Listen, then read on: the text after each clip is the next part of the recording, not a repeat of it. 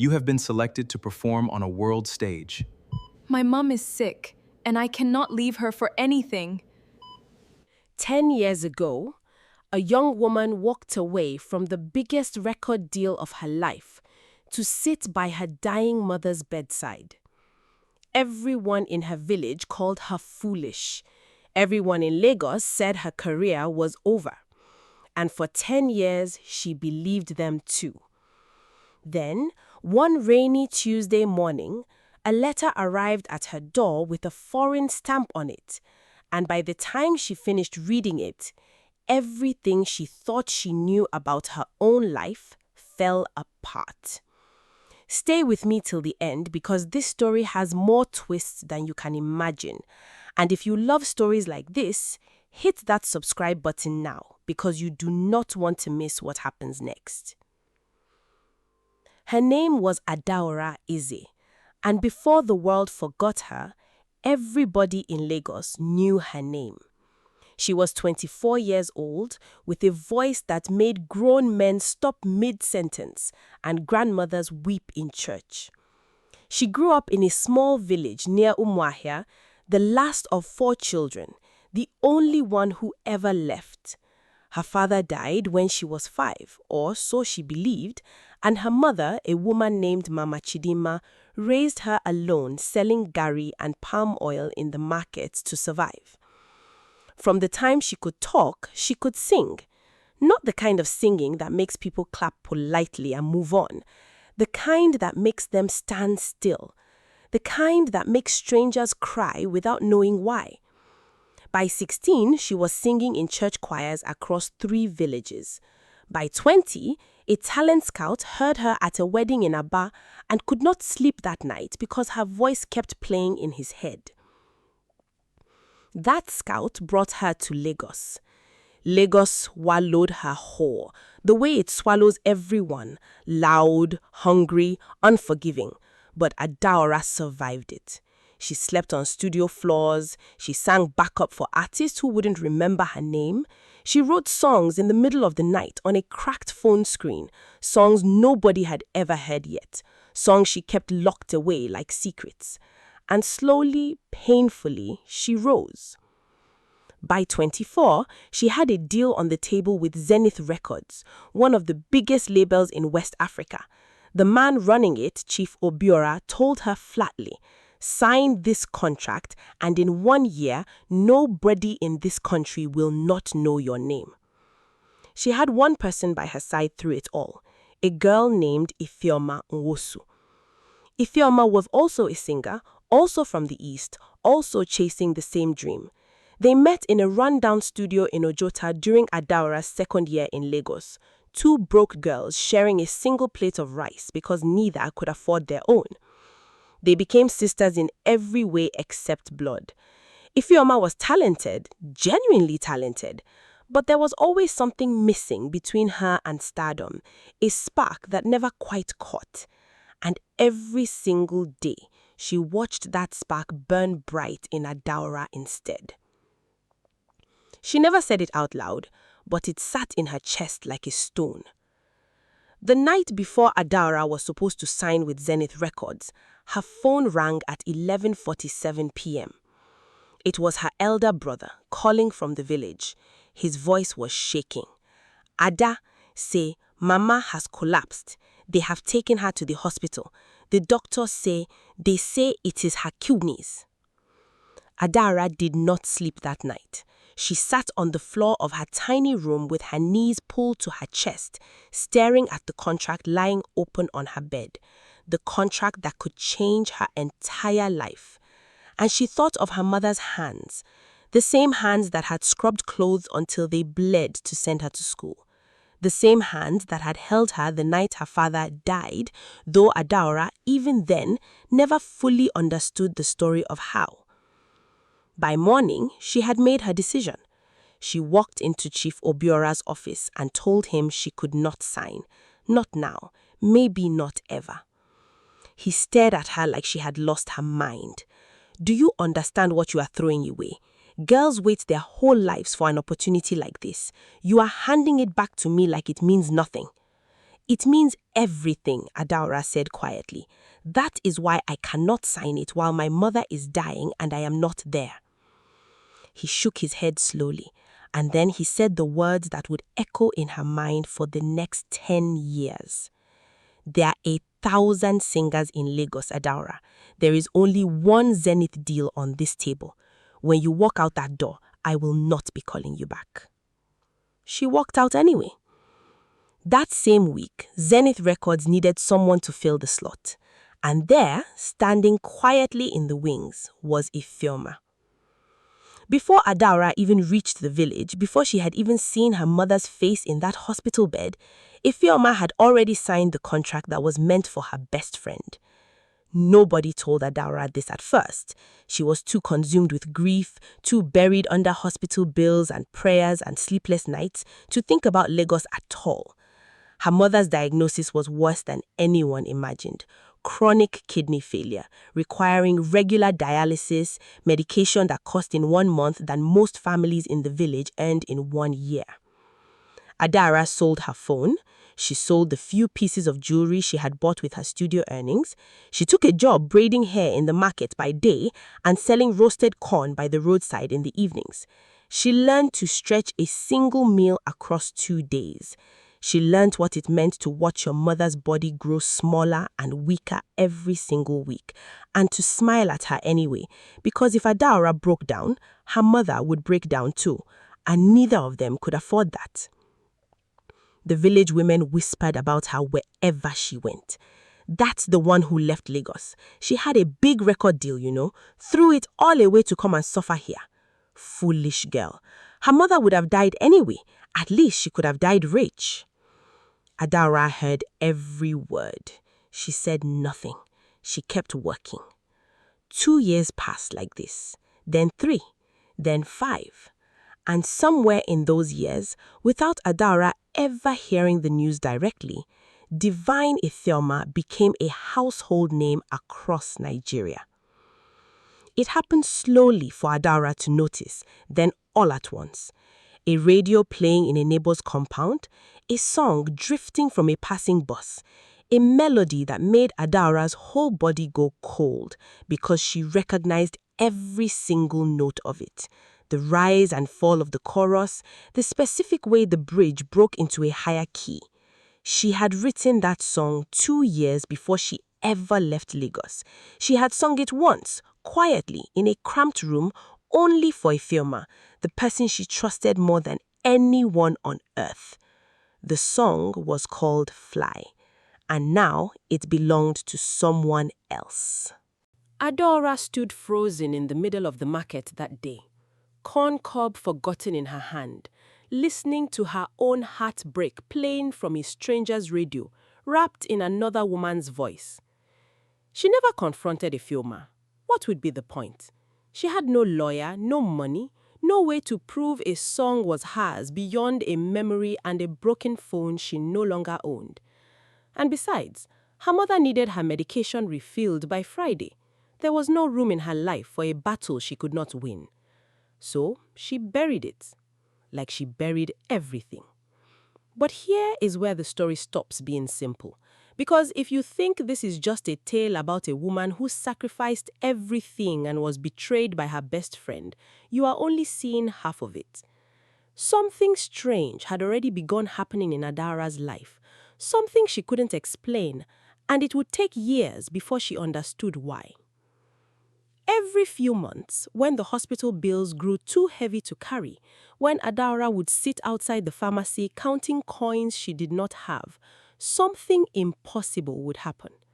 A part of the bill, sometimes half, sometimes more, would already be paid. The first time it happened, she assumed it was a clerical error. The second time, she assumed her brother had sent money he never mentioned. But her brother, when she asked him, looked at her blankly. "I sent nothing," he said. "I thought it was you." The hospital record simply said, "Paid by well-wisher." No name, no number, no explanation. It happened again and again over the years. Never enough to solve everything, but always enough to keep them from drowning. Adaora began to feel like she was being watched by someone she could not see. She asked the hospital staff. Nobody would say a name. One elderly nurse, when pressed hard enough one afternoon, finally leaned close and whispered. The instruction was clear. No name is to be given. Whoever this person is, they were very firm about staying hidden. Adaora lay awake many nights wondering who in the world loved her enough to give in secret, but not enough to be known. She never got her answer. Not for years.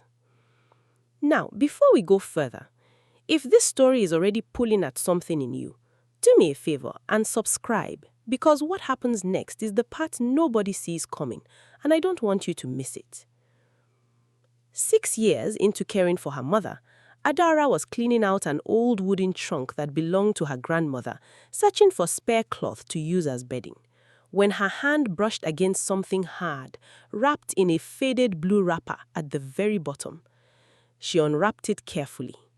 Inside was a stack of letters, yellowed with age, tied together by a strip of raffia, and a single black and white photograph of a young man she did not recognize, tall, serious-faced, standing beside a much younger version of her own mother. Her hands trembled as she opened the first letter. It was addressed, in careful looping handwriting, to my Chidinma, not to Adaora's father's name.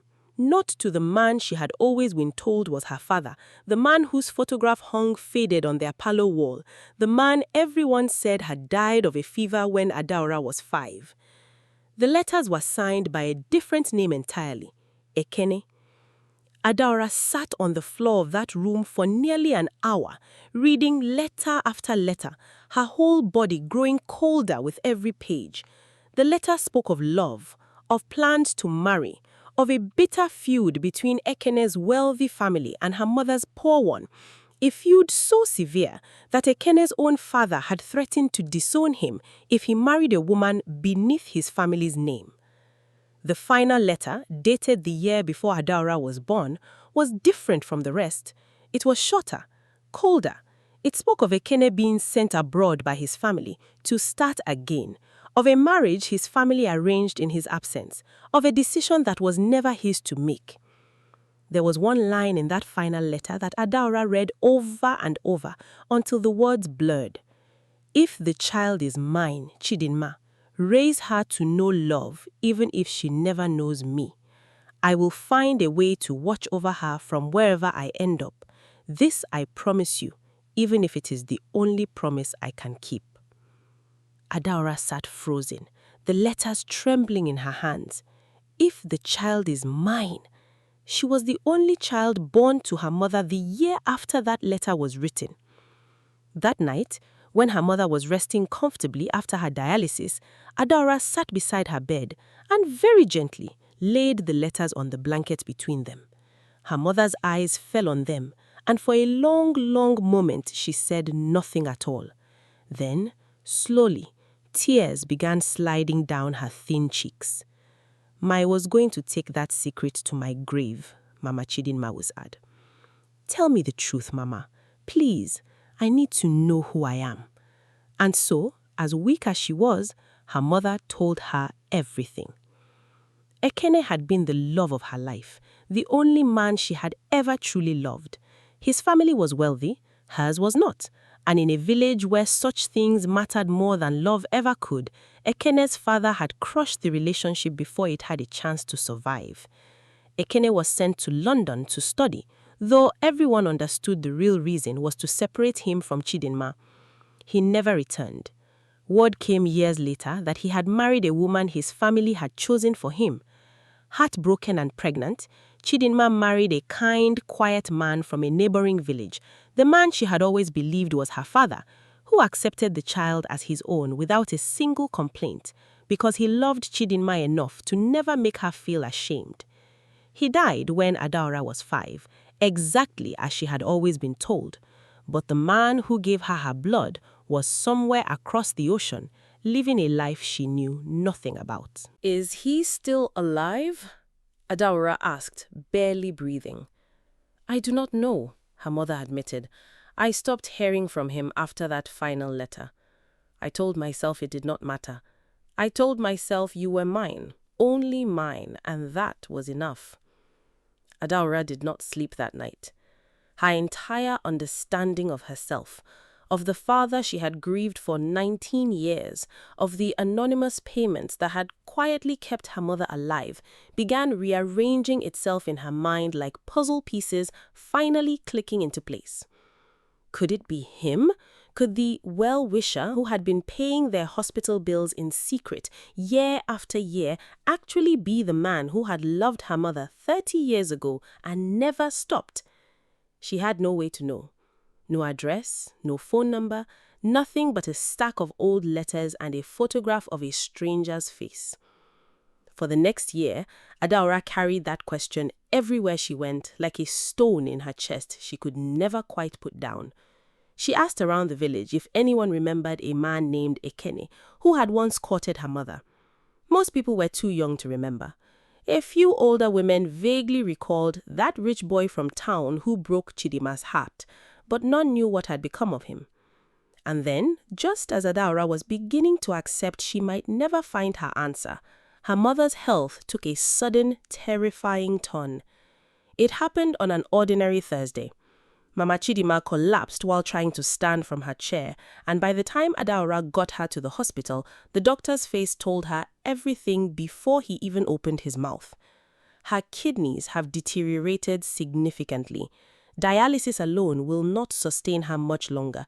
She needs a transplant, and she needs it soon.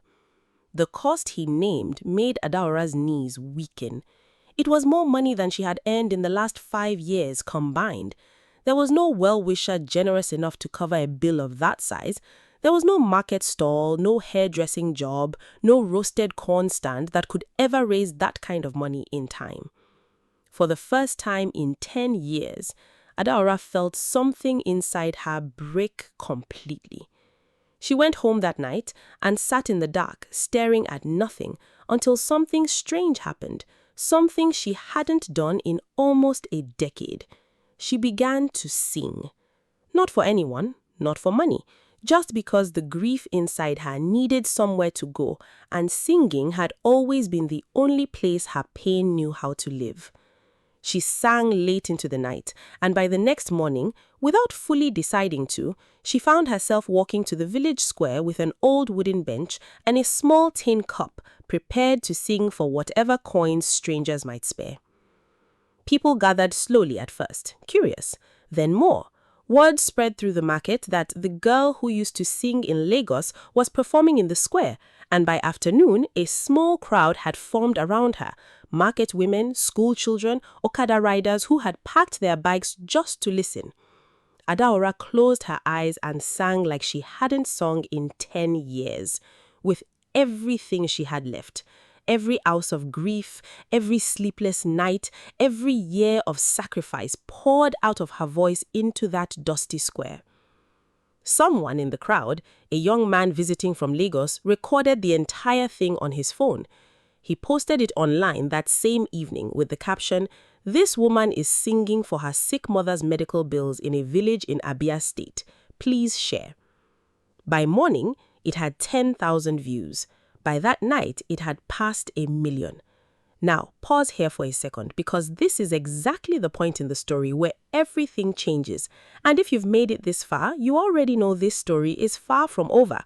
Drop a comment telling me where you're watching from, and stay with me, because what happens next, nobody sees coming. In Lagos, a woman named Efeoma was scrolling through her phone in her expensive apartment, surrounded by gold records and framed magazine covers, when the video appeared on her timeline. She almost scrolled past it, and then she recognized the voice. Her whole body went cold. It was Adaora. Older, thinner, dressed in a simple wrapper instead of the sequined outfits Efeoma now wore on stage, but it was undeniably, unmistakably Adaora's voice filling that video with a pain so raw it made Efeoma's hands shake. For 10 years, Efeoma had told herself a comfortable story. She told herself that Adaora had chosen her mother over her career, that the opportunity had simply been there and Efeoma had taken it, that none of it was really her fault. She told herself that Fly, the song that had launched her entire career, the song streaming on every radio station in the country, had simply come to her one night. A lie she had repeated so many times she had almost begun to believe it herself. But watching that video, hearing the woman whose life she had quietly taken singing in a dusty village square for hospital money, something inside Efeoma finally cracked open. She had not slept peacefully in 10 years. Success had given her everything except peace. And now, here it was, staring back at her through a cracked phone screen, refusing to let her look away any longer. She did not call anyone that night. She simply sat alone in her apartment and cried for the first time in years, not for herself, but for the friend she had betrayed and never once tried to make right. Meanwhile, thousands of miles away, in a quiet flat in London, an old man named Ekene Nwachukwu lay in a hospital bed, his body weakened by years of illness he had kept hidden from almost everyone around him. His nephew, visiting from Nigeria, was scrolling through his phone beside the old man's bed when the same video appeared on his screen.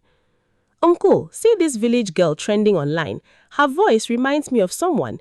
He turned the phone toward his uncle without thinking much of it. Ekene stared at the screen for a long, long moment. His hands, thin and trembling from illness, reached out and gripped the phone tightly. He did not speak for almost a full minute. Then he whispered a name he had not said aloud in nearly 30 years. Chidima. His nephew frowned, confused. "Uncle, are you all right?" Ekene's eyes never left the screen. "That is not Chidima," he said quietly, tears sliding down his weathered face. "That is her daughter. His daughter." For 30 years, Ekene Nwachukwu had lived a quiet, obedient life exactly as his family had demanded, married to a woman he never loved, working diligently in London, first as a hospital cleaner, then eventually rising to manage a small transport company, sending money home to relatives who never asked where it truly went. But every single year, without fail, he had quietly kept track of a woman and later a child back in a small Nigerian village through a cousin who never knew the real reason for his questions.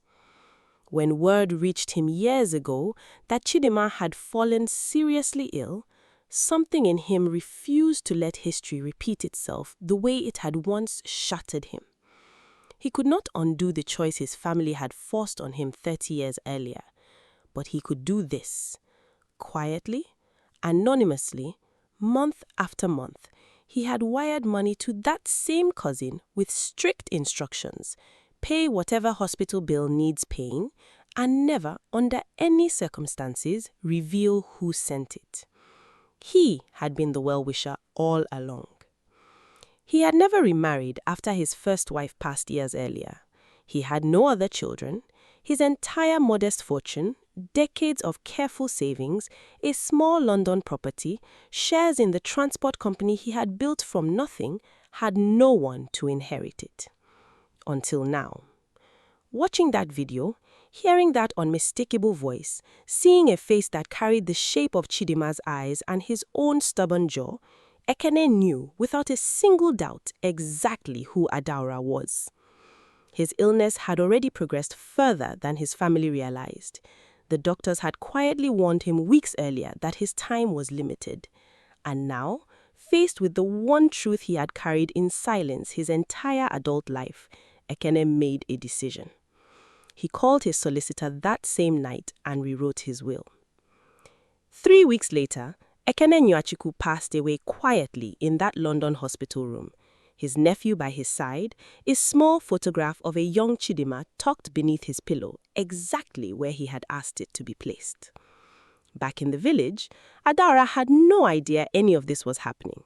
Her mother's condition had stabilized just enough after emergency treatment funded partly by donations pouring in from the viral video, but the transplant remained painfully out of reach.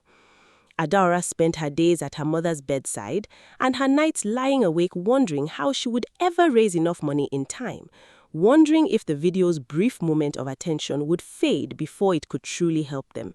Wondering, always wondering, who her hidden benefactor had been and whether they too had simply moved on. Then, on a grey, rainy Tuesday morning, exactly 10 years and 2 months after Adaora had walked out of Chief Obiora's office in Lagos, a courier arrived at their small compound holding a thick envelope with London postage stamps and her name written across the front in unfamiliar handwriting. Adaora's hand shook as she opened it. Inside was a formal letter from a law firm along with a smaller envelope marked simply, "For Adaora, from your father." She read the legal letter first, her breath catching with every line.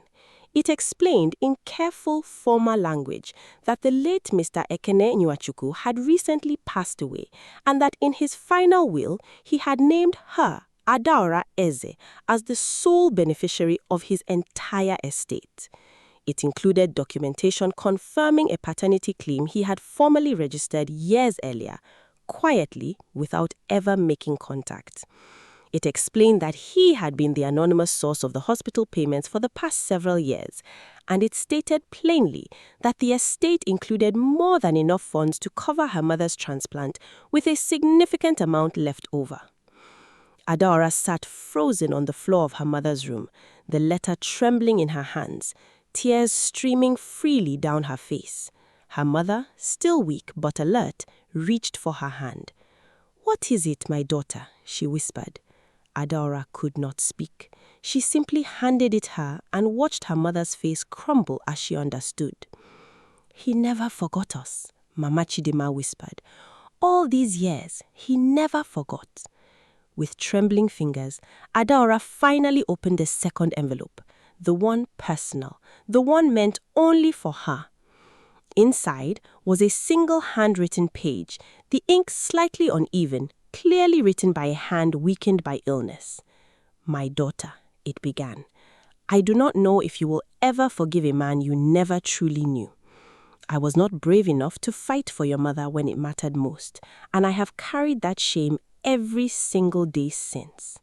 But watching you, even from a distance, watching the woman you became, a woman who gave up everything for the people she loves, exactly as I never had the courage to do, has been the only real pride I have known in this life. You did what I could not.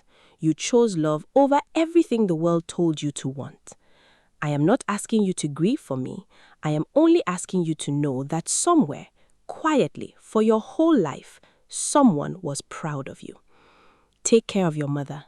Take care of yourself. And please, do not stop singing. The world has been waiting long enough to hear you again. Your father, Ekene." Adaora sat in that small room and wept, not just for the father she had never known, but for every year of silent sacrifice that had suddenly, impossibly, meant something larger than she had ever imagined. Now, before we finish this story, if you're feeling even half of what I'm feeling telling it, do me a favor and hit that subscribe button, because stories like this one deserve to be found by more people, and there's more waiting for you if you stay. Word of the inheritance and the extraordinary story behind it spread quickly, first through the village, then online, as journalists picked up the story of the singer who gave up fame for her mother, only for fate to reward her 10 years later. The same video that had once shown a heartbroken woman singing for coins now sat beside headlines telling her full story, a story of sacrifice, secrets, and an unlikely inheritance that no one could have predicted. It was during this storm of attention that Efeoma finally walked up the courage to do what she should have done a decade earlier. She traveled to the village herself, arriving unannounced one quiet afternoon, standing nervously at the gate of the compound she had once known so well in another lifetime. When Adaora saw her old friend standing there, something complicated moved through her chest. Not quite anger, not quite forgiveness, something suspended between the two. Efeoma did not make excuses. She stood there, visibly trembling, and told Adaora everything. How guilty she had felt for 10 years, how she had taken the Zenith deal the moment it opened up, without pausing to think of what it would cost her friend. How Fly had never truly belonged to her. How success had never once felt like enough to quiet the shame underneath it. "I am not asking you to forgive me," Efeoma said, echoing, without realizing it, the very words in Ekene's letter. "I only needed you to know the truth, publicly. I have already contacted my label. Every royalty from that song going forward and every royalty already earned belongs to you. The credit will be corrected. The world will know Fly was always yours." Adaora stood silently for a long moment, studying the face of the woman she had once shared everything with, the woman whose betrayal had quietly haunted the edges of her grief for a decade. "You should have told me the truth 10 years ago," Adaora finally said. "Not because I needed the money, because I needed to know I wasn't losing my mind, hearing my own song on someone else's lips, and wondering if I had imagined the whole thing." "I know," Efeoma whispered. "I am sorry. I have been sorry for a very long time." It was not a perfect reconciliation. Trust, once broken so completely, does not simply repair itself in a single afternoon. But it was a beginning. An honest one, built on truth instead of silence, which was more than either of them had had in 10 long years. With the inheritance secured and processed, Adaora was finally able to fund her mother's transplant surgery. The procedure, performed at a private hospital in Lagos 3 months later, was a success. For the first time in a decade, Mama Chidema woke from surgery not weaker than the day before, but stronger. Her body, for the first time in years, no longer fighting simply to survive. Adaora sat beside her mother's recovery bed, holding her hand, both of them crying quietly, not from grief this time, but from something that felt finally like relief. "You gave up everything for me," her mother whispered weakly. "Your whole life, your dream." "Mama," Adaora said softly, "you are not everything. You are the reason everything else was ever worth having." In the months that followed, life began to shift in ways Adaora could never have predicted a year earlier.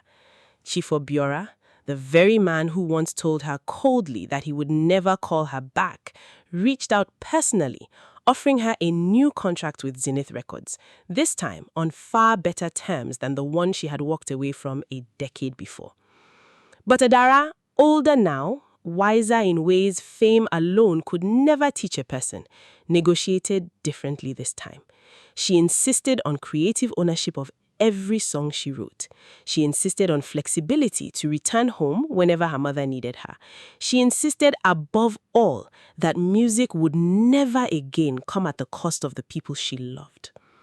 Her first single under the new deal was fittingly a reworked version of Fly, credited this time, correctly, entirely to her. It became the biggest song of the year. But if you ask Adaora today what she is most proud of, she will not mention the awards or the sold-out shows or the magazine covers. She will tell you about a small framed photograph she keeps on her nightstand. A young man and a young woman standing close together, taken decades before she was born. A father she met only through a handful of old letters and a single page written in a trembling hand from a hospital bed thousands of miles away. She will tell you that sometimes the sacrifices that feel like the end of everything are actually the beginning of something you could never have imagined for yourself. That the years the world calls wasted are rarely wasted at all. That love, quiet and unglamorous and unseen, is still doing its work in the dark, long after everyone else has stopped watching. 10 years ago, a young woman walked away from fame to sit beside her dying mother's bed, and the whole world called her a fool for it. Today, her mother is alive. Her name is known again, not because she chased it, but because it finally caught up to her. And somewhere, she believes, a father she barely knew is finally, quietly, at peace. If this story moved you even a little, that's exactly why I make these. To remind you that the sacrifices nobody claps for are often the ones that matter the most. If you want more stories like this one, make sure you're subscribed because I've got so many more waiting to be told, and I would truly love to have you here for the next one. Until then, take care of the people who show up for you quietly without applause. You never know what tomorrow is holding for them and for you.